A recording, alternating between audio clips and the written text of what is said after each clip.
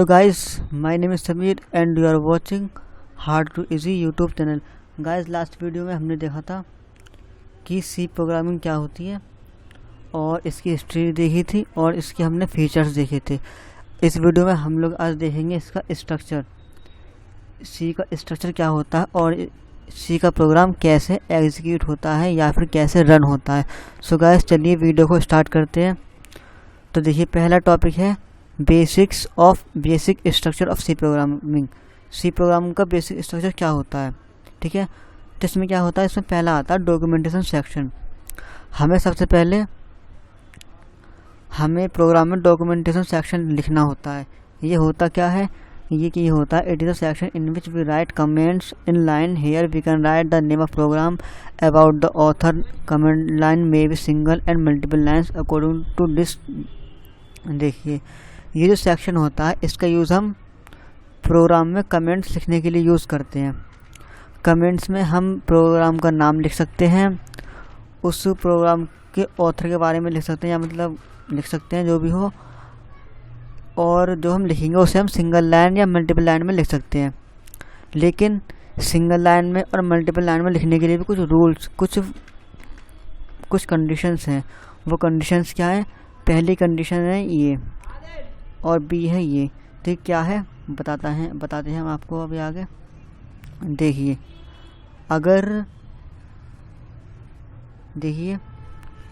अगर आप कोई कमेंट्स सिंगल लाइन में लिख रहे हैं तो उसके लिए हम ये डबल स्लैश का यूज़ करते हैं। इसके बाद हम जो लिखेंगे उसे सी प्रोग्रामिंग का कंपाइलर उसे इग्नोर कर देता है, ठीक है।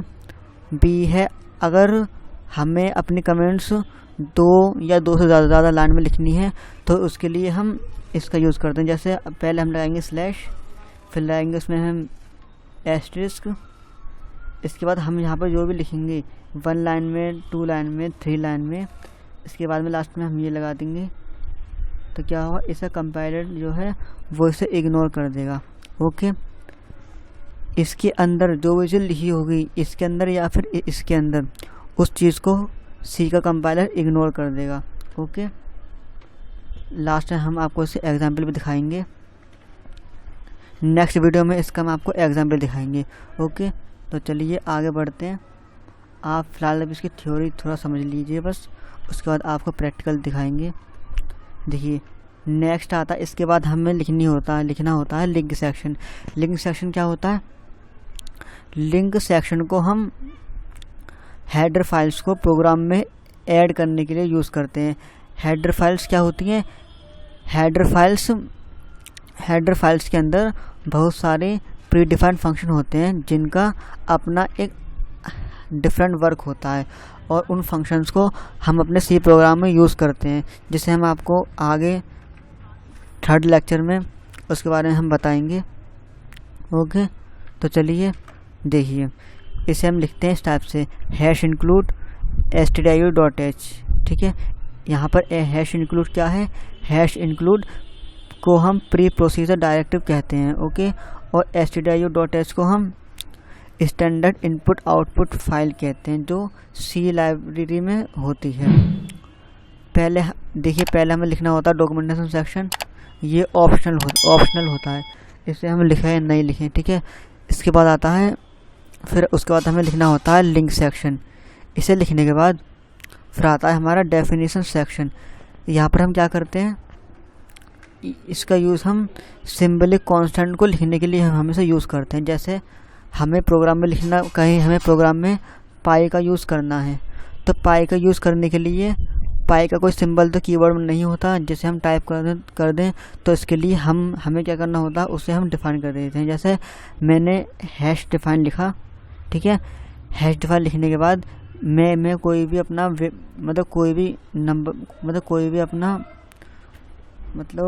मैंने PI लिख दिया। PI मतलब पाई, मैंने PI को पाई की वैल्यू दे दी। तो देखिए क्या होगा, मैंने PI ब्लैंक स्पेस फिर लिखा मैंने 3.1456। इससे मेरा क्या हुआ, यहाँ पर भी मैं प्रोग्राम में PI लिखूँगा, वहाँ मेरी ये वैल्यू एग्जीक्यूट हो जाएगी, ठीक है। इस वैल्यू मतलब यहाँ मैं PI लिखूँगा, वहाँ पर ये वैल्यू ऑटोमेटिकली, ठीक है, मतलब ऑटोमेटिकली कंपाइलर समझ जाएगा। ठीक है, तो क्या है, where hash define is a pre procedure compiler directive. यहाँ पर hash define pre procedure compiler directive है। ओके, ये कोई स्टेटमेंट नहीं है। यहाँ पर PI 3.1416 is the symbolic constant where PI has the value 3.1416। ठीक है, यहाँ पर PI की वैल्यू है हमने 3.14 डिक्लेयर कर दी है। ओके, बढ़ते हैं नेक्स्ट पर। नेक्स्ट है हमारा global declaration section. Global declaration section एक सेक्शन होता है जिसमें हम कोई भी वेरिएबल को हम ग्लोबली डिक्लेयर कर देते हैं। इससे क्या होता है, हम अपने वेरिएबल को कहीं भी मतलब हम अपने किसी भी वेरिएबल को कहीं भी मतलब कॉल कर सकते हैं। ठीक है, जो हम आपको आगे मतलब थर्ड लेक्चर में समझाएंगे। ठीक है, और global variable is a variable that are used in more than one function and are declare in the section. अगर हमें कोई वेरिएबल एक से ज़्यादा फंक्शंस में यूज़ करना होता है तो हम उस वेरिएबल को ग्लोबल वेरिएबल में डिक्लेयर कर देते हैं। ओके, बढ़ते हैं आगे। देखिए, इसके बाद हमारा आता है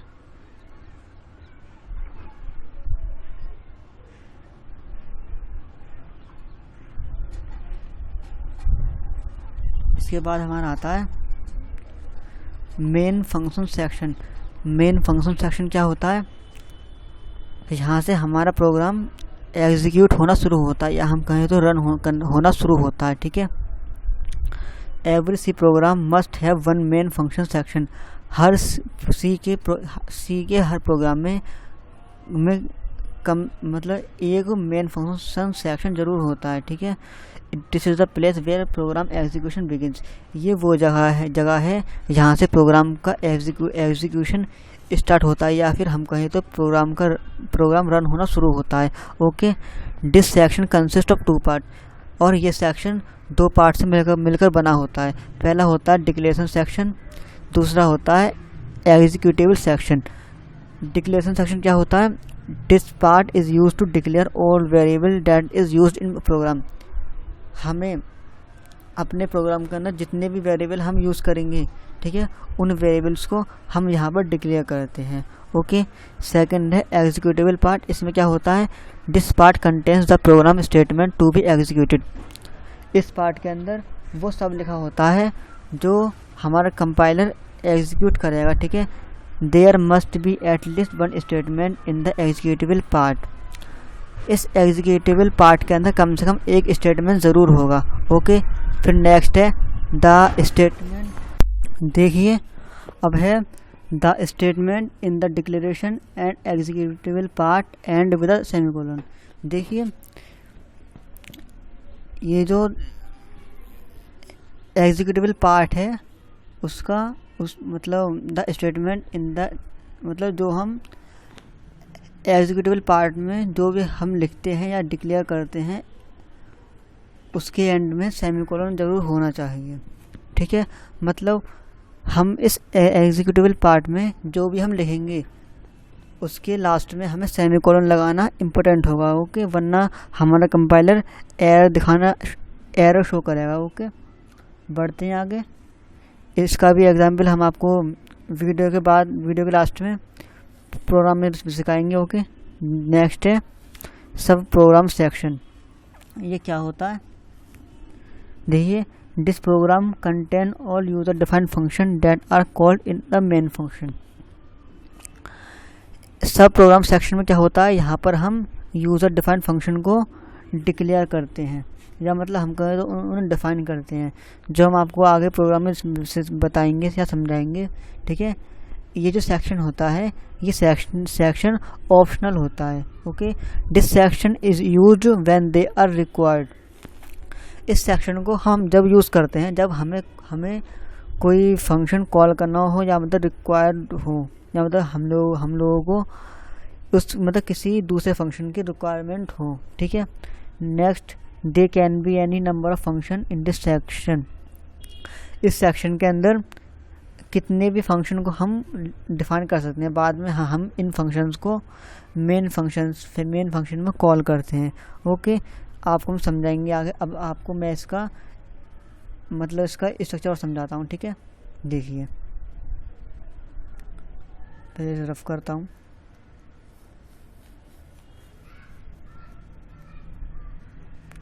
देखिए ये है हमारा स्ट्रक्चर।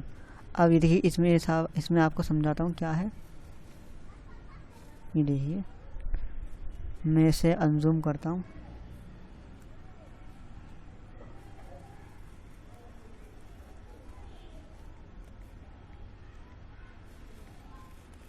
आपको ये क्लियर दिख रहा होगा। देखिए यहाँ पर पहला पॉइंट आता है जो मैंने आपको पहले समझाया भी था कि पहले हमें लिखना होता है डॉक्यूमेंटेशन सेक्शन, ठीक है। उसके बाद हम इस सेक्शन में हम मतलब अपने कंपाइलर को कुछ कमेंट लिखते हैं, ठीक है। आपको आगे फिर उसमें समझाऊंगा, ठीक है, प्रोग्राम में, ठीक है। फिर उसके बाद आता है हमारा लिंक सेक्शन, उसके बाद हमारा आता है डेफिनेशन सेक्शन, उसके बाद हमारा आता है ग्लोबल डिक्लेरेशन सेक्शन, उसके बाद हमारा आता है मेन फंक्शन। और यहाँ से ही हमारा प्रोग्राम कॉल होना स्टार्ट होता है, ठीक है, यहाँ से, ठीक है। ग्लोबल डिक्लेरेशन सेक्शन के बाद हम लिखते हैं मेन फंक्शन सेक्शन। इसमें हमारे दो पार्ट्स होते हैं। पहला होता है डिक्लेरेशन पार्ट, दूसरा होता है एग्जीक्यूटेबल पार्ट, ठीक है। और ये करली ब्रेसेस के अंदर लिखा जाता है। इस ओपन करली ब्रेसेस और क्लोजिंग करली ब्रेसेस के बीच को हम कहते हैं फंक्शन बॉडी या प्रोग्राम स्टेटमेंट, ठीक है। फिर लास्ट में हमारा आता है सब प्रोग्राम सेक्शन, जो मैंने आपको ही बताया था। यहाँ पर हम कितने ही फंक्शंस को डिफाइन कर देते हैं, ठीक है। अब मैं आपको पहले मैं आपको इसको वो सिखाता हूँ, क्या बोले तो क्या इसका ये मतलब फंक्शन एग्जीक्यूट होता कैसे है, ठीक है। तो देखिए statement in executing a C program, ठीक है, कैसे कंपाइल होता है, ठीक है। तो पहले क्या होता है, पहले अपने प्रोग्राम को हम क्रिएट करते हैं, या फिर हम कहते हैं अपने प्रोग्राम की कोडिंग को लिखते हैं, ठीक है। इसके बाद हम क्या करते हैं, मैं इसे जूम कर लेता हूँ।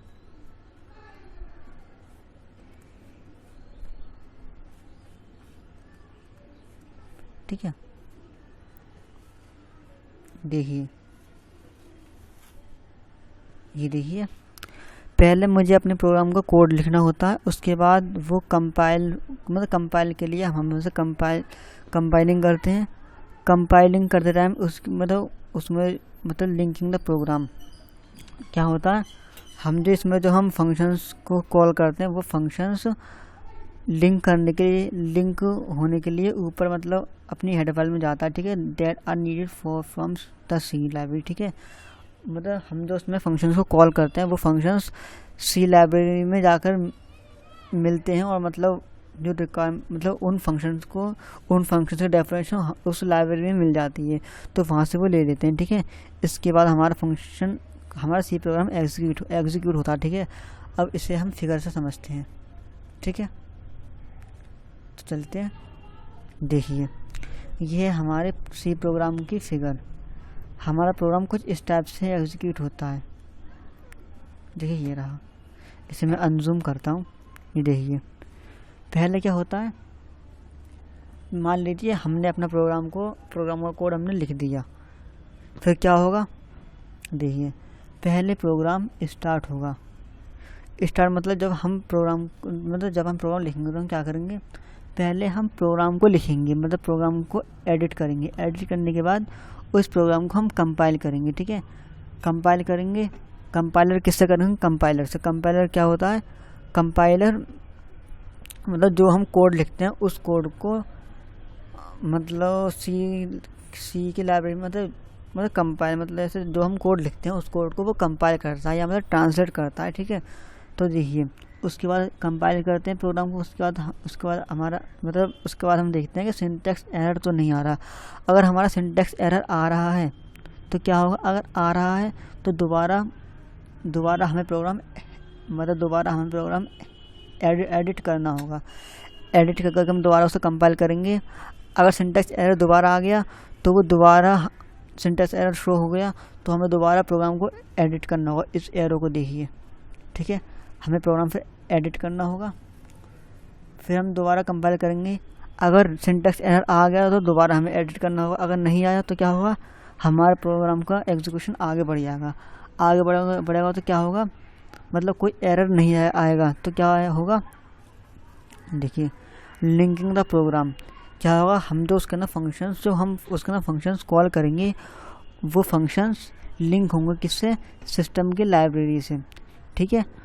उसके बाद क्या होगा, उसके बाद हमारा प्रोग्राम एग्जीक्यूट होना शुरू हो जाएगा। उसके बाद हमारा लॉजिकल एरर आता है, ठीक है। अगर ये लॉजिकल एरर हुआ तो दोबारा हमें प्रोग्राम को एडिट करना होगा, ठीक है। अगर ऐसा नहीं हुआ तो फिर क्या होगा, फिर हमारे प्रोग्राम का डिज़ायर्ड आउटपुट शो हो जाएगा स्क्रीन पर, ठीक है। फिर इसके बाद लास्ट में जाकर हमारा प्रोग्राम स्टॉप हो जाता है। ओके, हमारा प्रोग्राम जो स्टॉप हो जाएगा, ठीक है, तो हमारा प्रोग्राम पूरी तरह से कंपाइल हो जाएगा, ठीक है।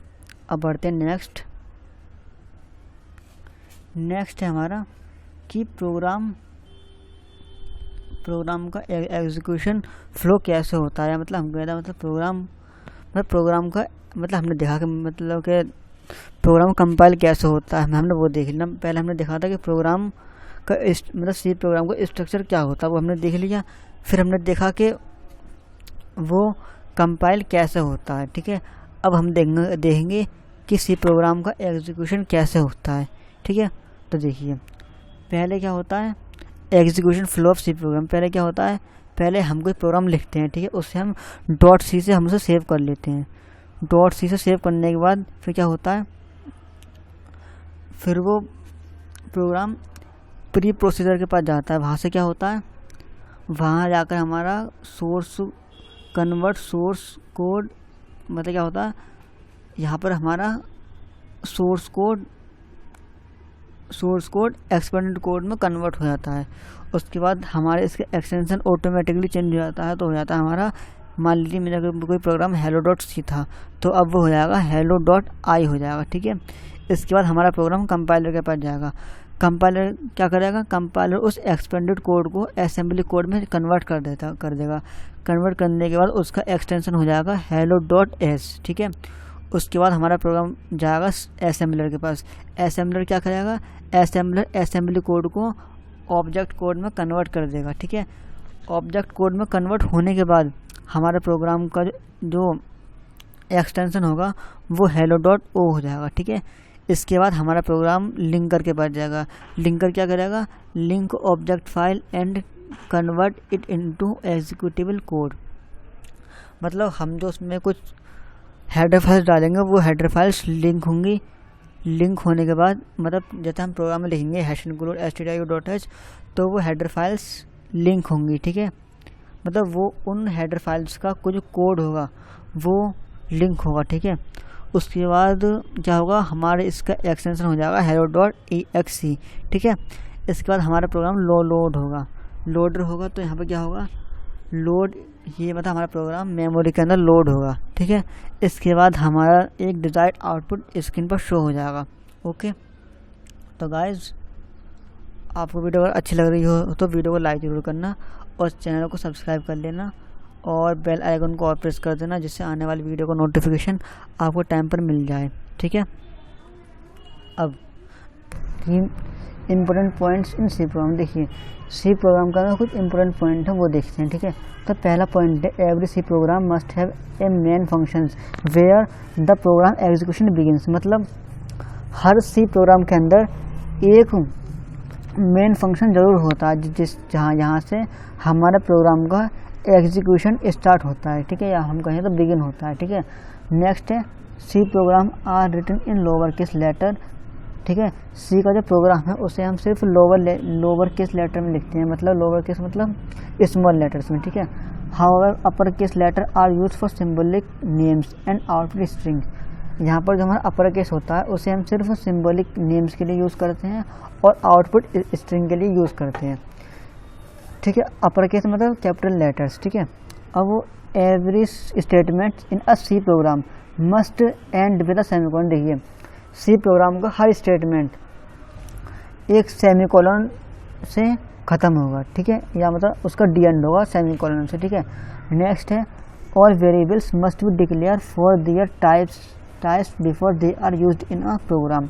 मतलब ऑल वेरिएबल देखिए हमने देखिए मतलब प्रोग्राम को मतलब देखिए प्रोग्राम को का कोड लिखने से पहले हमें उसके वेरिएबल्स को डिक्लेयर करना ज़रूरी है, वरना हमारा सी कंपाइलर एरर शो कर देगा, ठीक है।